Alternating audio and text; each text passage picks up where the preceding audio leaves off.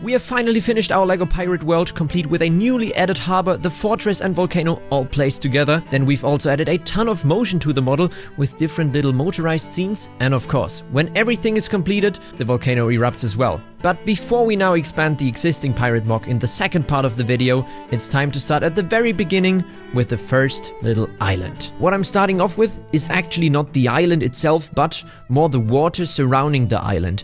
Therefore you can see the base layer of the water gradually getting lighter towards the island, on which now the water is being placed first of all with the waves surrounding the island, and then the rest simply has to be covered in trans light blue tiles. Once again, this is the most repetitive work you can possibly do when building LEGO. Therefore, for the other 5 water base plates I'm going to build in the next minutes, a few friends of mine are going to help me with that work, because otherwise I would have completely lost my mind building that. But first of all, let's start with the island itself. This is the basic building technique. I'm using cut plates around the island as a sort of shoreline, and this then allows me to have the island begin at an angle and not have these small steps you would have otherwise gotten when using normal plates. For the center of the island, well, what should I tell you? This is now a completely insane building technique. I've chosen to use these LEGO net pieces, and this building technique now consists of using a normal plate with a stud underneath, and this stud is now being placed through one of these squares of the net, and now on the back side once again we have to connect that with another stud. So in order to fill up one of these little squares of the net, it takes 3 LEGO pieces. You can now probably imagine how time consuming and also expensive this entire net is to cover up, and what the basic idea of this net building technique is now to have a path leading towards the center of the island, covering 3 of these nets. I'm for sure not going to build the entire island out of this absolutely stupid building technique, but it's also sort of satisfying once you've completed this path, because it's the most flexible LEGO build you could possibly create, and therefore you can of course also achieve new shapes and new surfaces that would have otherwise been completely impossible. These nets are now being connected using studs at the edges, and in the middle you can see me gradually work my way up towards the center of the island, which is of course a bit higher elevated than the rest of the island on the outside. Of course, all these ugly connecting studs are completely covered using cut plates once again, and this now is what the first section of the path leading towards the center looks like. The rest I've spared you, quite annoying work, and this then is what the shape of the island looks like, which means we can continue with vegetation. And these little pieces right there cost me $1 a piece. These are the old LEGO molds from the palm trees that LEGO used to produce 20 years ago, and it's quite a flexible LEGO piece used to build the trunk. Of course, this square piece at the bottom looks a bit weird, and therefore you can also connect the trunk directly in between 4 studs right there on top of a normal plate. And in order to complete the top of the palm tree, I'm now using a bush, turn that around, and now use these turned around studs to connect the rest of the palm tree on top. Right there for the leaves, I've used these larger plant pieces and then connected it to this algae or seaweed mold. I've then used another of these net pieces to create a hammock in between 2 palm trees, which of course fits perfectly on the little island, which now means we can build the rest of the vegetation and plan the basic structure and layout of the island. One problem I at the moment still have with these palm trees, however, is, there you can see it, it's extremely unstable if you connect it in between 4 studs. So, well, maybe, but I don't even want to mention that, maybe I'm going to glue the bottom of these tree trunks for the exhibition, because I don't want any of these palm trees to then fall over. Then I've experimented with the rest of the layout of the island, where exactly I want to have the different palm trees, and then it was time for some storytelling. First of all, for our little treasure island, there of course has to be a treasure. So I've used one of these little chests right there, and now only used the top of the chest and placed that inside a 1x1 stud gap I left inside that hole, which now looks as if pirates are currently digging out this treasure chest. Of course, a little bit of cheating going on right there, building technique wise. Then, of course, these barrels right there, just like in my Wild West mock, fit perfectly to that pirate theme. I've used that to build a little raft out of that, bit run down with the sails, you can see that right there, which is now anchored on shore of the island. I've then also placed a few seagulls right there. They simply add so much life. The only problem is that they all have the wings in the exact same position, which then in the end looks a bit stupid, therefore you can't use too many of them.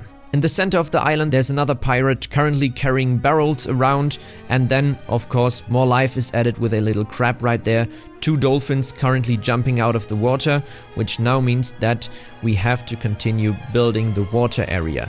And as I've mentioned earlier, I'm definitely not going to do that completely by myself, because otherwise this is the most repetitive and most annoying work by far. Therefore you can see us starting off with 2 guys working, and then for the next 3 base plates we were 4 people simultaneously building Lego, which was of course the fastest I've ever built Lego. And now 2 of the guys who also helped me build the water base plates also prepared this epic pirate ship. These are Rudy and Willy. They both competed in LEGO Masters Germany, and there you can see these absolutely crazy building techniques. All the angles in this ship, you'll see that when we now start to add life to the ship as well. By the way, everything in this pirate ship is completely modular. In the center right there with these grid or net pieces right there, they can be simply detached from the rest of the ship, revealing the interior. The building technique of these grids is also absolutely incredible. It's simply made out of a turned around plate, then connected with 1x1 bricks in this case, in order to achieve this awesome grid effect right there. Really fun building technique. Of course, the anchor of the ship, just as it should be, can also be tucked in. Now the only thing we're not too sure about at the moment is if we should keep this yellow contrast color in the long run. Of course, at the moment the color scheme is heavily inspired by the old LEGO pirate ships, but maybe we're going to exchange all the yellow touches around the ship with pearl gold. Back there at the cabin, once again, just take a look at these angles the guys have added. It's absolutely insane building technique wise. Of course, once again, everything is modular. And another thing we actually spent quite some time on designing and planning is whether we should have brick built sails or these sort of paper or fabric sails. But in the end we thought it was much more authentic to have real brick built sails, and therefore they of course are quite heavy but look absolutely incredible, and it's, as I've mentioned earlier, more authentic. Now all these ropes we've attached to the sails and the masts and so on are first of all to stabilize everything and hold the sails in place, but in the end you'll see that right now, as soon as I'm beginning to completely go crazy with the different ropes. And I don't know if it's just me, but I think these 2 hours I've spent connecting Lego strings from one mast and one sail to the other was absolutely worth it. I've really spent some time also researching where these ropes were attached back in the days with real sailing ships. By the way, the longer cords we used were from the old fire trucks from Lego, because they had 50-60 centimeter long cords right there, which was of course perfect. This is what the front of the ship looks like. Absolutely crazy. Once again, I of course can't show how exactly we've connected this, but just so you know, everything is built using these ball joints on the inside of the ship, which now means, since this is the first section of the pirate bay, which is then, by the way, going to be quadrupled in size within the next few months, but this is the first part of the pirate bay, which is going to be exhibited on top of the mountain over the next month, and therefore we have to cover up the edge of the entire mock with simply a black frame. It looks so much cleaner, so much better, and therefore you can now for the first time get a look at what the first section of this mock looks like. And although at this point this looks somewhat complete, just wait till the end of the video, because this will be completely dominated by the rest of the pirate world. For now, we needed to find a bigger space to continue building, and therefore next up we started to tackle the gap in the back right there. And for that we start off with the cliff for the mainland, where the fortress will be placed on top. We haven't included any transitions for the water this time, as this is a steep coast, so it doesn't really make any sense to indicate shallow water like we did it on the other island. The only thing we did is add some individual waves that roll towards the coast. The rest is once again then simply covered up with these trans light blue tiles. Now we're already getting to the first details. First, I used a small lasso, making the loop tighter so that it now fits on the pin that then holds up the minifigure head. You can already probably guess what I'm going for. This is now anchored underneath this rocky outcrop, and of course this entire scene is heavily inspired by Pirates of the Caribbean. where skeletons are hung up outside underneath the rocks to scare off pirates. We've however also built some more peaceful scenes, like a seagull nesting on a nearby rock right there. But for now, I'd say let's move on to the details on the backside. And now you might wonder how exactly we are going to create details right there, because that's normally simply a clean wall. What we're now going to do is build small scenes in cross sections of the mainland. For example, here's a tunnel or a sort of mine being dug by the pirates, aiming to reach the cave on the other side, which will eventually be the fortress's treasure chamber. And for the treasure chamber itself, we've of course added tons of details, like a bust, the treasure chest in the middle, which is probably even going to be illuminated with LEDs. And also, I'll show you how everything is connected to the top and the rest of the fortress in just a second. Around the corner, we have the next cave or chamber, and we're continuing with my personal favorite cellar section. These stacked barrels, most likely representing a wine cellar or maybe rum storage, whatever was realistic back in the days. And then in the middle we have a table with a few bottles resting on top. However, I'm most likely going to replace them with green glass for realism. A door closes off the room and leads to the staircase, connecting everything with the fortress once again. There's also currently a guy sampling bottles, and then I added this column in front to make everything a bit cozier and more hidden. Here you can see the mentioned staircase. You can also see it disappearing down there, and then on top it simply comes out. This part is completely modular, eventually being connected with a building that's part of the fortress. To the right of the wine cellar, there's a hallway with a small dungeon with skeletons who played cards until they died. Just a little humorous scene right there. And next to it, we added a bench in the background that can even be lifted up, although, well, I know, this is a bit unnecessary. After having completed all the cross sections and caves, it was time to continue building on top of the mainland. For that, I was building it as modular as possible, because in future we're going to light everything up, and therefore this is always quite important. And then it was time to test how everything looks back there, where we at this point still had the gap remaining. So I quickly added the new modules and also worked on the surface structure to prepare all the spaces for the buildings, defensive structures, and so on. And to now show you how we built the fortress, let's start with the most important part, the main gate. This now immediately also sets the style for the rest of the entire fortress, with this arch over the entrance, because everything is built very softly and rounded, in contrast to the quite rough cliff face. The main gate, of course, also needs to be guarded and has an imperial flag hoisted on top, which now leads me to my favorite feature of the gate, because the emblem of the flag we now recreated in brick form with these two crossed cannons to show what type of fortress this is. The walls we built now lead to the first defensive tower, which is also completely round. The building technique in this one is absolutely insane, but on the other side it must be noted that there isn't really much room for an interior, so we sort of cheated a little bit, making it look from the outside like there was an interior with a minifigure peeking out, even though it was impossible to add a real interior. We used rounded off battlements once again on top, and then did the exact same for the second tower. And now these two towers are connected with Technic connectors to ensure that they actually hold on top of the cliff. And then in between, this wall piece right there took us 4 hours to build, but afterwards you can always reward yourself with the detail work. For example, right there we decided to add a seagull that is shooed away by a soldier because it was bothering him from defending the fortress. Just little fun details. We then continued with the next wall sections, another 3 hours of work right there, which then connects the tower with the next building, which in this case also serves as part of the outer wall, and therefore is quite an important building as well on the corner, housing the captain's office filled with all sorts of letters stacked on his desk, and therefore he's also, as you can see, quite unhappy. The upper floor of the building is removable, now revealing a trapdoor. As soon as we open this trapdoor, you can see the beginning of a staircase leading down to the treasure chamber I was also talking about earlier in this video. Next is a small wall section that connects this building with another outer building, therefore also the thicker walls for stability. Since this is an outer building, it is also used as a defensive structure, including a watchtower with cannons, and roof once again is built in the exact same style as the adjacent building, because that always is important to have this homogeneous look for the entire fortress. And inside, the rest of the building is a bit of a quieter space with a smaller living room right there. With the entire outer section of the fortress now finished, we can focus on the interior. And this part is now so satisfying. Just take a look at how perfectly this angled wall piece right there fits into the cut plates, and I tell you, as soon as we finished this part of the interior, we had to remove and place this part of the wall back into the fortress multiple times because it was so satisfying. On top, there now are cannons as another line of defense within the fortress.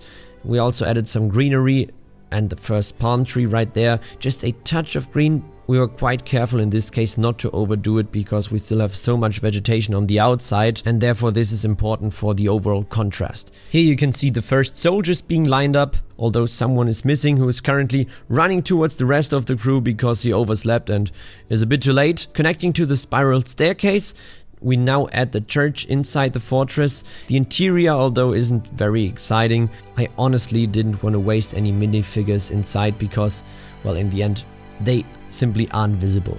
The interesting part is the upper section of the church because in this case I added a dome instead of the usual spire, fitting the colonial style. And also I recently developed this working bell for my other church in the Lego City, and therefore I honestly had to reuse this mechanism once again inside the fortress. Behind the church we decided to add a small cemetery that also works quite well color-wise because it once again adds a bit of contrast, although we might refine it with some cut plates to give it a bit of a softer look. This part is once again fenced off simply to highlight the different areas within the fortress. And then on the other side of the church, some soldiers are currently having a break, enjoying a few bottles of rum, and one soldier even passed out, created by using a modified brick with a stud, and then the head is simply placed on top, simulating a sleeping minifigure. Bit of cheating building technique wise right there. In the alley between the church and the other buildings, 3 chained pirates are being led down to the dungeon where the card playing skeletons are, if you remember that from earlier from this episode. And then we're nearly finished with the interior at this point. I only needed to add a touch of greenery on the inside, but not overdoing it at all, as I said earlier, because of the contrast towards the rest of the vegetation on the outside of the fortress. The outside of the fortress is now also where we're going to continue with the greenery, first of all with a new building technique I developed for palm trees. I always had issues with the palm trees disconnecting and falling out of place once again, so I now decided to add bars to the inside, which then can be placed inside a brick modified because they have these hollow studs, and now this is hopefully the one and only building techniques, so these palm trees finally stay in place and don't constantly fall off. The rest of the transition between the cliff and the wall is simply covered up with a few more of these bamboo leaves and then 2 more palm trees. Not too much greenery on the outside because we want to have the facade also visible of the fortress and not completely hide it behind palm trees. And now this is the very first time you can get a look of these 4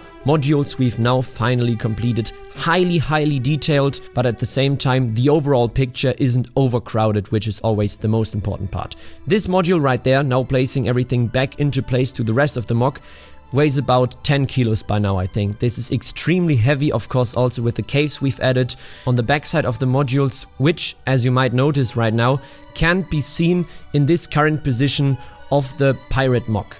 Therefore, I'm going to extend the entire mock, quadruple it in size, and then move it to another place in future. Therefore, we've also prepared these little cutouts with the caves that obviously at the moment can't be seen, but this project is going to be so much bigger, I don't think you have any idea. Now quickly adding the walls back in place and these 2 last remaining empty base plates in this area right there. This is what everything now looks like. And talking about the space issues we have, well, as you can see right there at the moment, this is the only way I can reach the pirate mock from the other side. I have to climb up on this railing of the staircase, and this of course isn't at all a long-term solution. So you're going to understand that I'm going to replace the pirate mock to a completely different spot in future. Which of course also means that at this point we really need to make plans on what the finished layout is going to look like, so we have an idea on what the next modules are going to look like. And this is the start of the next part, this giant fork machine right there, because this will be the heart of the pirate world's next module, the Volcano. Since the entire thing is going to be an island,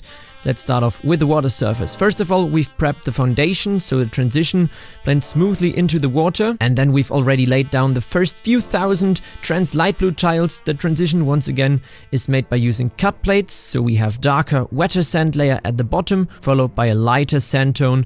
Then we added some greenery because for the lower part of this island, I mean, it's going to resemble a jungle since we're somewhere in the Caribbean. Once we got to this stage of the build, we had to figure out how to install the fog machine. The initial idea was to put it somewhere inside the volcano, but thankfully we decided against and completely rethought the entire concept. Here's now our new solution. We installed a drainage pipe system that I got from a hardware store that fits perfectly inside these arches, as you can see. And right now it's still a bit wobbly, but once we add the entire support structure and it's in place, then it's going to stabilize itself. That's also important since there will be quite a lot of pressure as soon as we hook up the fog machine to the entire pipe layout. As for the rocks, we didn't go completely overboard regarding the building techniques, but in this case this was in fact intentional to avoid any cracks where fog might escape at random spots from the volcano. We've then mapped out the future lava flows, which we've now programmed using DMX LED lights. Martin did an awesome job once again with all the lighting. Above that, we've now decided to use the net building technique because that was the perfect opportunity to get this little space underneath the brick-built lava flow. Originally, we've planned to fold up the nets backwards to keep it Lego legal in some sort, but let's be real, nobody wants to deal with that, and therefore we simply decided to cut off the axis, which allowed us now to add these customized flexible lava flows right on top of the LED strips. And with that being done, I'd say let's fire up the LED strip and just take a look at how great it looks having the light refract through the 3 different layers of translucent bricks. You can really feel the lava making its way down the slope if you stand in front of the MOC, but I tell you, just wait for the fog as soon as we add that as well. Before we move on to the fog machine and the eruptions though, we need to add some vegetation and storytelling. The vegetation is done in the same style as on the other island to maintain consistency, and of course, jungle palms are a must. Since we are somewhere in the Caribbean, they really bring the scene to life. However, the trees are super unstable and keep falling over during the build, something I've dealt with on all the other palm trees as well we've added so far. And I tell you, I'm honestly really tempted to just glue them together and have that thing done. Here's the first look at the overgrown island, but of course the storytelling is still missing, so let's start on the right side of the island where some indigenous people are hanging out by a cozy campfire, completely unaware of the impending volcanic eruption. In the nearby bay, there are other islanders paddling in a canoe.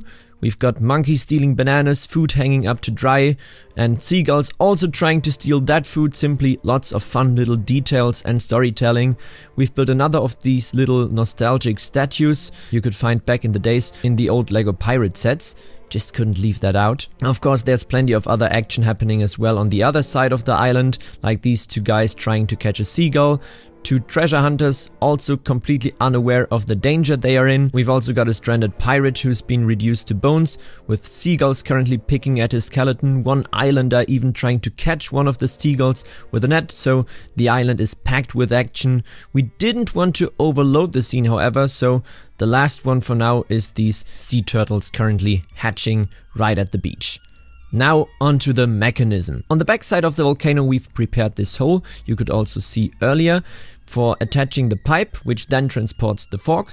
Of course, this is just a prototype for now, and we'll make it a bit more professional later on, but the fog machine now fills up this box with fog, and from there we can now control the amount of fog that enters the volcano. As the eruption now starts, first of all, only the lava flow is visible at the top of the volcano. We made it bright enough so you can actually see it during the day.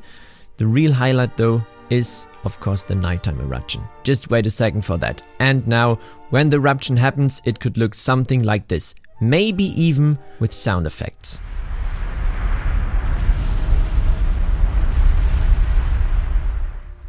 We still need to decide how much sound we actually want to add to the experience, because at the end of the day it's just noise, but I still think it could add something to the overall vibe of the volcanic eruption. I'll also show you the natural noise level the whole setup makes in just a second with all the equipment running, the fog machine, fan and so on. It's actually already quite loud. We'll also try a bigger test of the eruption in just a second, but first of all in the close-up you can see that right here. The net building technique I mentioned earlier has such an awesome effect when the fog gets pressed underneath the nets and then flows out through the lava, which is something we didn't plan but turned out even better than we initially expected. Here you can now see why it's actually so important to control the amount of fog for the volcanic eruption so it looks natural. Less fog simply works much better because blasting it full on out doesn't look quite right.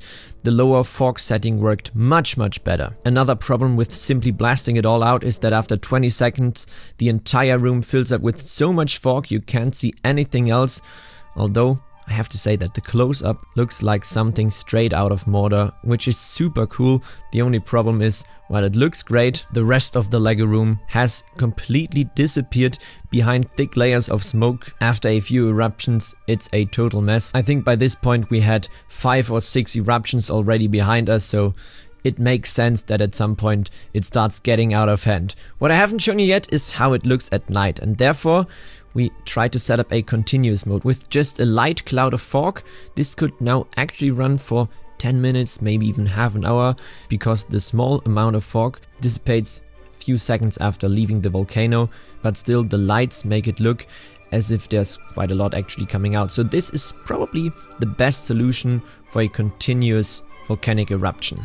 The bigger eruptions, of course, still look so much more impressive, and the way the fog glows red under the lights, I don't know, it's probably one of my favorite mocks we've built so far, simply because of the fog and the lights for the lava flow we've added. This is what the volcano looks like disassembled into the different modules, which is important because next up it's finally time to combine the volcano with the rest of the existing pirate world, and as I've promised you at the beginning of the video, it's time to expand the layout one last time and combine everything together. The volcano we've just finished building, a ton of new water base plates of course to blend everything together, the island we started with at the beginning of the video, and now let's focus on the harbor. Using hinges and cut plates, we've now created a super smooth connection between the harbor wall and the mainland. I mean, just take a moment to admire how satisfying that transition really is.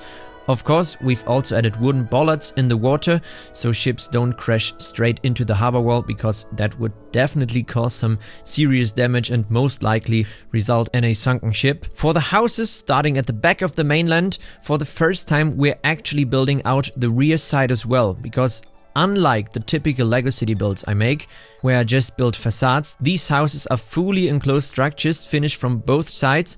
For instance, the sandy green building right there at the back nicely contrasts the more colorful front side. We've also right away added some storytelling details. In one corner, someone's doing their laundry. We've also got some creative part usage right there. Minifigure hands serve as clothespins, for example. To the left of the housing block is a church, which was quite tricky to fit in at the right angle. And in front of the church, we've arguably the most important building of the harbor, a tavern. Like always, it's fully built out, but in this case, space inside was pretty tight, and to compensate, we therefore spilled most of the action outside, where people are drinking, having a good time, and also one guy right there has clearly been drinking a bit too much. There's also a working fountain with a proper shaft and bucket in front of the harbor. We've then also added a small market square with stalls, tons of minifigures to bring the scene to life, cranes loading barrels onto ships, and in the other corner, captured pirates are being hauled in nets. We've also scattered fun little details and stories throughout the entire marketplace, so you can really spend several minutes looking at this little section of the mock. Moving up the path to the fortress, you'll see soldiers marching along, and other than that, we've added a ton of vegetation. This is especially important to add a bit of breathing room, because otherwise at some point the model gets a bit too cramped. Now let's head on to the peninsula at the front, where we're now setting up a lighthouse. But before that, we've added another story. Workers are building a ship, and you can see 2 guys working on the sails, which leads to the big surprise of today's update, motorized features, which I'll explain more in detail later on, because this isn't the only motorized thing we've added. The lighthouse is now designed to match the fortress with and this is the most important thing of course, a functional signal fire at the top, achieved by adding flickering LEDs inside the fire. Below there's a wooden pier where fishermen are at work. We've used quite a clever trick where you can simply attach the fishing line underneath the flat tile, adding tension to the string. On one side we've added a fish, and on the other side, well, this is a bit of a tougher catch. The other fisherman has apparently just caught a shark. Moving on from all these smaller details onto quite a big detail actually, this giant ship. And this fits so perfectly into that corner right there. Since this ship is currently anchored, we of course didn't add any sails, but on the other side we attached a ton of strings and also connected it to the harbor using a wooden plank. This simply makes it feel more integrated with the mainland rather than just being a standalone ship. Right there you can also see this one guy rolling a barrel on board. Now, this isn't the only ship we've added. You can see this giant cutout right in the center of the water surface, and this is for the ship we built much earlier in today's video, which we've in the meantime upgraded as well, by the way. But taking a look at the ship with the waves we've added, I think it looks so much better than just placing it onto an empty water base plate. We've then also added some smaller boats as well, just to add some sort of action to the water surface. And then in the corner of the model, one fun scene shows two pirates on a raft currently being attacked by tentacles rising out of the water. A hint at maybe a kraken. We didn't show the full creature though, which actually works better as it leaves more to the imagination. As you can see right there, the tentacles are built with ball joints, so they're flexible and look natural, and from a distance you can even see the tiny gaps in between the pieces, so it works perfectly. Now for the full picture. In the corner there are the kraken tentacles, and here's the entire mock. At the corner, the original island that started off the entire project at the beginning of the video. In the center there's the upgraded pirate ship. We've added all these gold touches, especially if you compare it to the first version, which you can see right there. I think the newer one looks so much cleaner and more fitting to the rest of the vibe of the entire world. Then of course, my personal highlight, the volcano as it erupts. I think this is just such a unique feature. The only problem we have at the moment is that we definitely need to install some sort of ventilation, because after some time, as you know by now, the entire room is just filled with smoke, and therefore we need to work something out to be able to have the volcano erupt more often. And now, another thing I promised you at the beginning of the video, we've added a ton of motion throughout the entire mock. For example, the two guys on top of the cliff fighting, then musicians in the center of the already busy market square, the guy peeking out of the barrel, one of my favorite little highlights, and of course, you guys know that scene by now, these two guys working on the boat. The way we've integrated these little scenes is actually more complicated than you might think, because you need to be able to take out an entire chunk of the harbor in order to be able to work on and repair the mechanism should it fail at some point, and therefore we had to work out the transitions so it doesn't destroy the seamless vibe of the rest of the mock. But I think it worked out great in this case, and what I find even better is the guy peeking out of the barrel, because you have no idea of seeing where exactly this chunk can be taken out of the cliffside. And there you can also see the customized motor. We 3D printed it ourselves. This is the only part that's actually not Lego. The rest of the mechanism, you can see that right there, is fully built out of Lego parts.